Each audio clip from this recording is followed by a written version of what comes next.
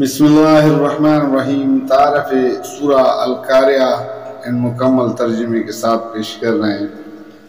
نام سورہ، پہلے ہی لفظ القاریہ کو اس کا نام قرار دیا گیا ہے۔ یہ صرف نام ہی نہیں ہے بلکہ اس کے مضمون کا عنوان بھی ہے، کیونکہ اس میں سارا ذکر قیامت ہی کا ہے۔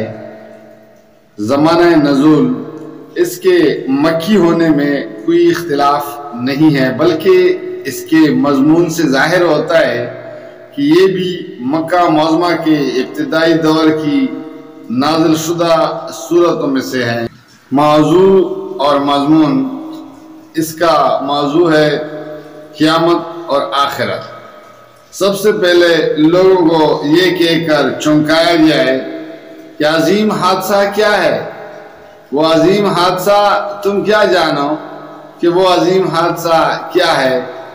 اس طرح سامعین کو کسی ہولناک واقعے کے پیش آنے کی خبر سننے کے لیے تیار کرنے کے بعد دو فکروں میں ان کے سامنے قیامت کا نقشہ پیش کر دیا گیا ہے کہ اس روز لوگ گھبراہٹ کے عالم میں اس طرح ہر طرف باغے باغے پھریں گے جیسے روشنی پر آنے والے پروانے بکھرے ہوئے ہوتے ہیں، اور پہاڑوں کا حال یہ ہوگا کہ وہ اپنی جگہ سے اکھڑ جائیں گے، ان کی بندش ختم ہو جائے گی اور وہ دنکی ہوئی اون کی طرح ہو کر رہ جائیں گے۔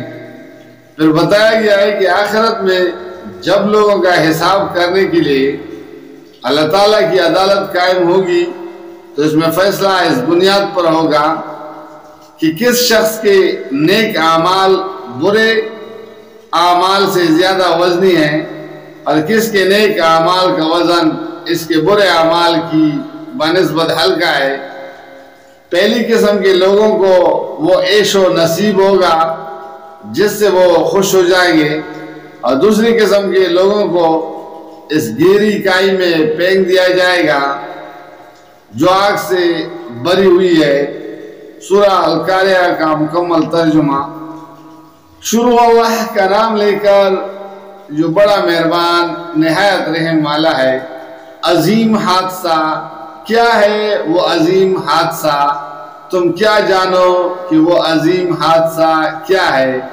وہ دن جب لوگ بکھرے ہوئے پروانوں کی طرح اور پہاڑ رنگ برنگ کے دھنکے ہوئے اون کی طرح ہوں گے، پھر جس کے پلڑے باری ہوں گے وہ دل پسند عیش میں ہوگا، اور جس کے پلڑے ہلکے ہوں گے اس کی جائے قرار گہری کائے ہوگی۔